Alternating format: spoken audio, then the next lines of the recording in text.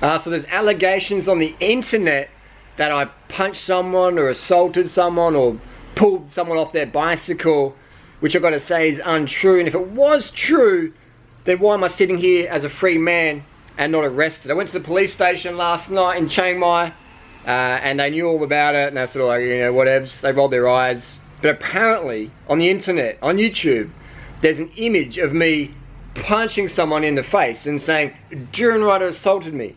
Now, I've downloaded those things, I've taken screenshots, and I've sent them to my lawyers back in Australia, because that is slander and defamation. If you're claiming someone, let's say, Justin Bieber assaulted me, and there's a picture of Justin Bieber just doing a swing, just like a fake shot, and you're claiming that Justin Bieber punched you in the face, that is defamation, that is slander.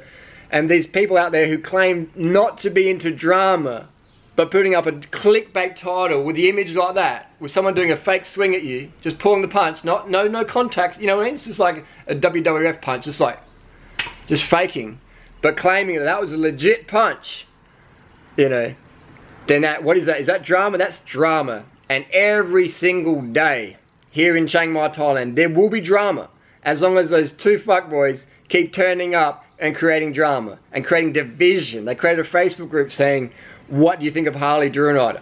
If that's not creating drama, I don't know what is. Let me know down below. Coming to my event at the same time, in the same city, riding up the same roads, going to the same restaurants, and creating a Facebook group, a rival Facebook group saying, the condition of entry is, what do you think of Durianrider Harley? If that's not creating drama, if that's not provoking, what is? Let me know down below. We also have the claim that I threw someone off a bike yesterday. If I threw someone off a bike, then where's the ripped jersey? Where's the damaged bike? Where's the black eyes? There is none. Where's the footage on YouTube? There is none. But here's the thing, one person claimed Harley threw me off my bike, and then the other witness says, no, you actually put your bike down respectfully and hopped off your bike. So my definition of pulling someone off a bike, throwing them off a bike, is picking them up and throwing them off that bike. There'll be body damage to that jersey, there'll be damage to the helmet, the person, sunglasses, everything. There'll be damage there. But there was none. And even their witness says, I actually didn't throw them off the bike. So again, that was submitted to the lawyers, and that's going to be an interesting case. If your witness can't even back up what you've said, when you're sitting next to each other, at least get your story straight before you upload a video on YouTube. Anyway, I don't hate these guys. I think they're just beaters with nothing else. They've got boring lives, nothing else better to do.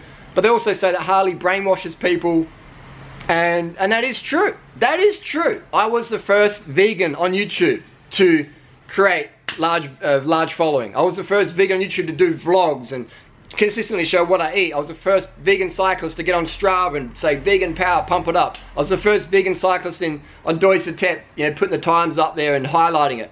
Everybody in Chiang Mai who's here is here because of me.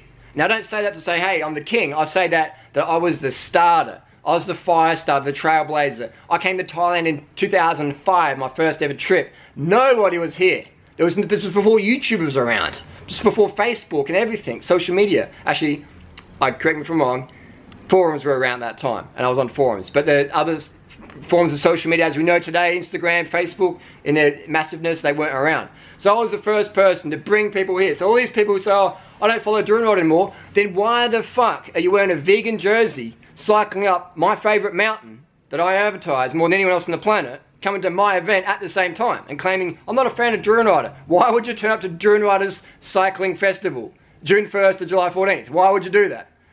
You know? Just insane that these people say, I'm not a follower anymore, but you still go to the restaurants that you only know about because I went there first and vlogged it. And you ride the bikes, the compact cranks, and the power meters, and the, you know what I mean?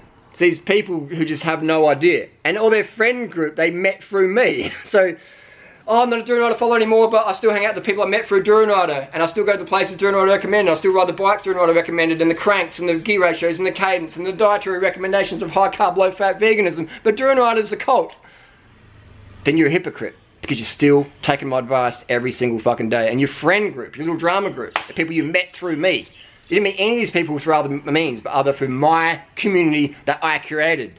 Not for money. My event is free. If I'm all about the money, like someone like Rich Roll or someone, then who charges like 10,000 bucks or whatever it is for 1 week to eat rice and beans and kale crisps, hey, if you want to spend 10 grand for that, then that's your money, your choice. but I'm not about the money. If I was, I'd be charging insane prices for my festival. Nobody on the planet has the social media pull and influence that I have does this shit for free. None of them do it for free. I'm not saying they're bad people, but when people say, oh, Durianrider's all about the money, then they're just talking through their asses. And why do they monetize these drama videos? If they're not about the money, if they're not about the drama, why do they monetize these drama videos? Because one day in their little heads they think, maybe I'll become famous. No, you won't, because you're too fucking lazy and you're too fucking beta. The truth will set you free, but first it's going to piss you off. What else can we talk about? Jump cuts. They're always doing these jump cuts, and they're looking to the left and looking to the right, and they're sort of thinking, oh, what are we going to say? And they're looking at each other. Did our stories just match up? Oh, no, they didn't. Let's just keep rolling. At least get your stories straight before you go to the police station and make false reports. If or when this goes to the court, it's going to be hilarious, because the judge will go, hang on, what did you just say? He threw off the bike and you're saying he didn't? What? And once that sort of lie is caught out in court, it's like, boom. You guys pay court fees, I win, you lose.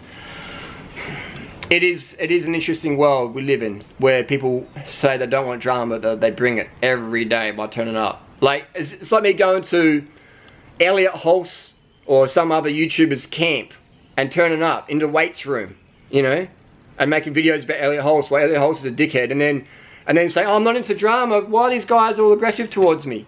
Yeah, you know, what is going on in these kids' heads? It's the rich kid syndrome. No, it's not the rich kid syndrome, because I do have friends who are really, really wealthy financially, and they're good people. They're not shit cunts. So, what I'm trying to think. I'm a why man. I like to understand why people do shit. I get these guys want to get some pussy, and you know they should just. You know, there's other ways for that in Thailand. You should go on Tinder or something. You know, like you don't have to come to my event. All the girls know you guys are fuckboys anyway, so you've just destroyed your own image through your own actions. They all know you're fuckboys with no vasectomies, and you don't care if you get girls pregnant. So that is what it is. There's no crime in that, but at least be transparent about what your intention is and what the risks are. Pregnancy is a real deal, and these guys should ask questions. I forgot to ask a question on camera. Guys, how many girls have you gotten pregnant and they've had to have abortions? How many? I don't know. All I know is what I hear. But those guys should. I forgot to ask that question, so I did make a boo-boo yesterday. There's guys claiming that I claimed that I cornered them or they cornered me. No, it was just a discussion on the door, and I said, let's talk like men. No cameras. Let's talk like men, one-on-one, two-on-one if you need to feel secure or whatever. Fair enough. But they didn't want to do that.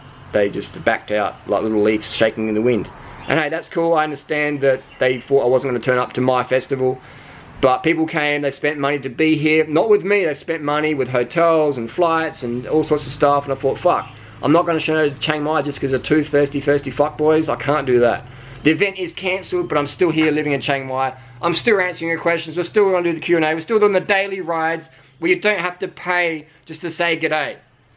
You know, that is something other people do, and that's fair enough. That's what they want, and I understand why they do that, because it keeps out all the fuckboys. But I'm still going to do free events. Yeah, I might do some paid retreats for people who want that, you know, 10 group of 10, personal, intimate, boom, 100% focus. I can do that down the track. But right now, it's this year's festival. It is free, and is drama-free only if those two fuckboys leave Chiang Mai. Otherwise, it's drama every single day, every single restaurant. You don't know who's going to turn up and when or what ride. But if those two fuckboys go, then it's back to normal, back to peace and quiet. So if you want Chiang Mai in the goodness like it used to be, then ask these two fuckboys to go to Chiang Rai or Pai, or get their little group and go wherever else they want to go. Simple as that. I ain't leaving Chiang Mai. Chiang Mai is awesome. I'm here to repair the damage that those two guys did, or that Sam guy did. And hopefully we can make Chiang Mai great again, but the drama will be here as long as those two guys are here. And I promise that, and I do that to put up a wall to keep further fuckboys away from my event. Because if you don't stand for something, then you'll fall for anything.